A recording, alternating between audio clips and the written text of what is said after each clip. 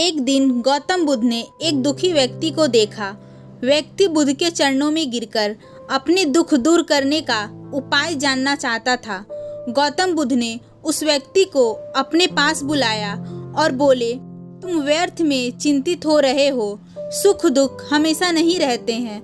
मैं तुम्हें एक कथा सुनाता हूँ, ध्यान से सुनो। किसी नगर में एक सेठ रहता था। वह बड़ा ही उदार और परोपकारी था। उसके दरवाजे पर जो कोई भी आता था उसे खाली हाथ नहीं जाने देता था और दिल खोलकर उसकी मदद करता था। एक दिन उसके पास एक आदमी आया। उसके हाथ में एक पर्चा था जिसे वे बेचना चाहता था। उसके पर्चे पर लिखा था, सदा ना रहे। इस पर्चे को कौन खरीदता, लेकिन सेठ ने उसे तुरंत खरीद लिया और अपनी पगड़ी के एक छोर में बांध दिया। नगर के कुछ लोग सेठ से ईर्ष्या करने लगे थे। उन्होंने एक दिन राजा के पास जाकर उसकी शिकायत की, जिससे राजा ने सेठ को पकड़कर जेल में डलवा दिया। जेल में काफी दिन निकल गए।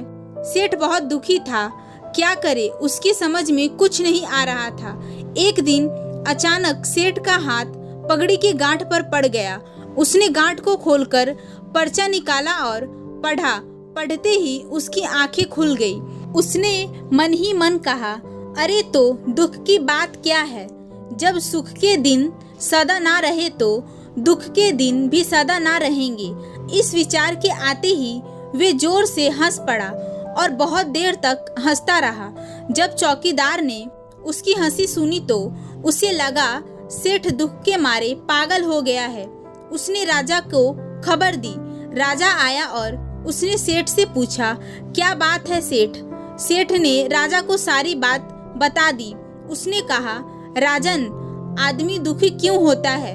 सुख दुख के दिन तो सदा बदलते रहते हैं। सुख और दुख तो जीवन के दो पहलू हैं। यदि आज सुख है तो हो सकता है कल हमें दुख का मुंह भी देखना पड़े। यह सुनकर राजा को बोध हो गया। उसने सेठ को जेल से निकालकर उसके घर भिजवा दिया।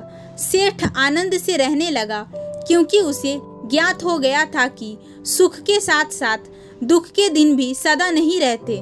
बुद्ध के मुंह से यह कथा सुनकर उस व्यक्ति के मन का बोझ हल्का हो गया। उसने गौतम बुद्ध का आशीर्वाद लिया और अपने घर की ओर चल पड़ा। दोस्तों, अगर आपको हमारी ये कहानी अच्छी लगी हो तो ऐसे ही और भी मोटिवेशन वीडियो देखने के लिए वीडियो को लाइक, कमेंट, शेयर और चैनल को सब्सक्राइब जरूर कीजिएगा। धन्यवाद।